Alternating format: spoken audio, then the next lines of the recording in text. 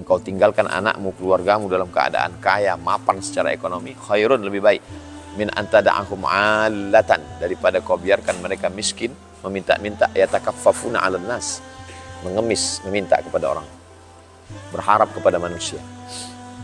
Maka dalam Islam diajarkan tidak boleh berharap kepada manusia. Jadi kalau ada di antara kita yang pergi pagi, pulang petang, peras keringat, banting tulang untuk menjadi rezeki, bukan berarti dia ragu tentang rezeki Allah, tapi dia ingin menjadi burung yang memberikan anak ikan terbang. Lau tawakkaltum 'ala Allah haqqa tawakkuli, kalau kamu benar-benar bertawakal kepada Allah sebenar-benar tawakal, la razaqakum kama ruziqat tayr, kamu akan diberikan rezeki seperti seekor burung, taghdu khimasan, terbang dalam keadaan perut kosong, wa taruhu bitanan, pulang dalam keadaan perut kenyang. Terbang dalam keadaan perut kosong. Tidak ada burung yang sarjana S1, S2, S3, tidak ada burung yang mencari makan dengan laptop, dengan handphone, tidak ada burung yang punya pekerjaan. Dia terbang dalam keadaan perut kosong hanya dengan membawa cekernya dan membawa paruhnya.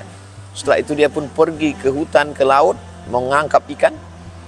Dia berada di atas awan dengan sayapnya, rezekinya ada di dalam ikan yang ada di dalam air.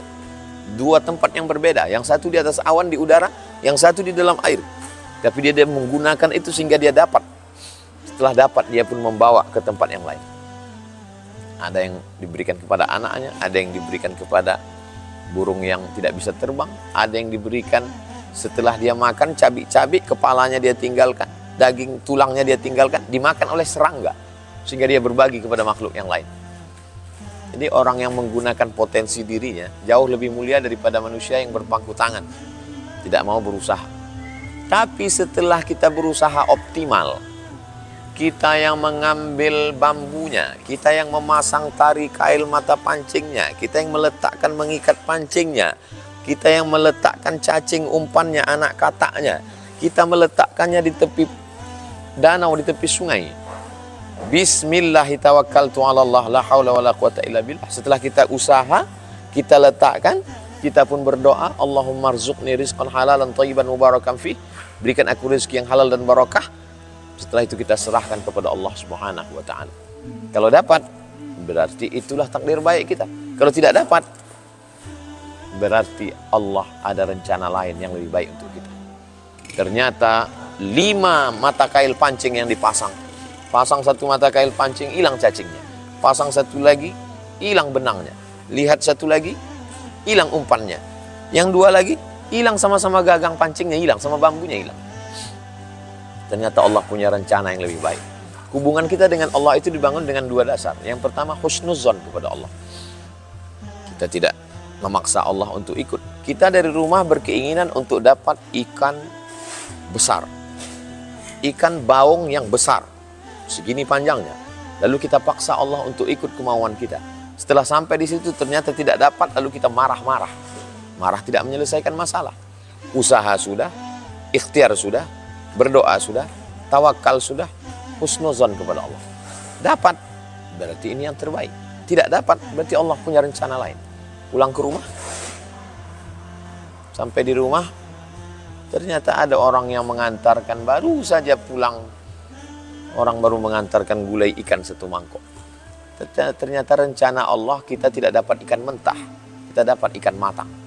Kan tidak selamanya begitu Pak Ustadz. Itulah makna sabar. Walanabluwannakum bisyai'im minal khauf, kami uji kami dengan rasa takut, rasa cemas, tidak makan, tidak dapat rezeki. Walju', rasa lapar. Wa naqsim minal amwal, kurang harta. Wal anfus, mati, sakit, menderita. Wassamarat, kurang buah-buahan, paceklik, kemarau berkepanjangan, hujan tidak turun. Wabasyiris sabirin, berikanlah kabar gembira kepada orang yang sabar. Innama yuwaffas sabiruna ajrahum bighairi hisab. Orang yang sabar itu diberikan Allah balasan bighairi hisab, unlimited, tak dapat dihitung dengan apapun. Kalau kita dapat ikan, Allah ingin menguji kita, syukur. La in syakartum la azidannakum. Kalau kita tidak dapat ikan, Allah mau menguji kita dengan sabar. Kalau kamu sabar, maka balasannya bi ghairi hisab. Dua-duanya ujian. Kalau dapat ikan, ujian kesabar, ujian syukur. Kalau tidak dapat ikan, ujian sabar. Banyak orang salah paham. Kalau dapat ikan, alhamdulillah dapat nikmat. Kalau tidak dapat, oh Allah sedang melaknat saya. Kalla. Cara berpikirnya tidak begitu. Amal insanu, ada manusia ini, kalau diberikan Allah rezeki yang melimpah ruah, apa kata dia? Rabbi akraman, Allah sedang memuliakan aku. Tapi ketika qudira alaihi rizquhu, kita rezekinya disempitkan, apa kata dia? Rabbi ahanan, Allah sedang menghinakan aku. Dapat ikan, oh Allah sedang memuliakan aku. Tidak dapat ikan, Allah sedang menghinakan aku. Kalla, cara berpikirnya tidak begitu. Mindsetnya salah. Ketika dapat ikan, berarti Allah menyuruh bersyukur. Wa amma bi ni'mati rabbika hadis, berbagi kepada anak yatim, fakir miskin, tetangga, keluarga, kalau berlebih. Kalau tidak, untuk keluarga. Kalau tidak dapat, Allah menyuruh kita bersabar. Ajaban li amril mu'min, orang beriman itu ajib, menakjubkan. In asabathu sarra, kalau dia diberikan kelapangan, dapat ikan, syakar, dia bersyukur, karena khairan lahu, baik baginya. In asabathu dharra, kalau diuji dengan kesakitan, diuji dengan kekurangan, kerugian, kebangkrutan, sabar, dia bersabar, karena khairan lahu.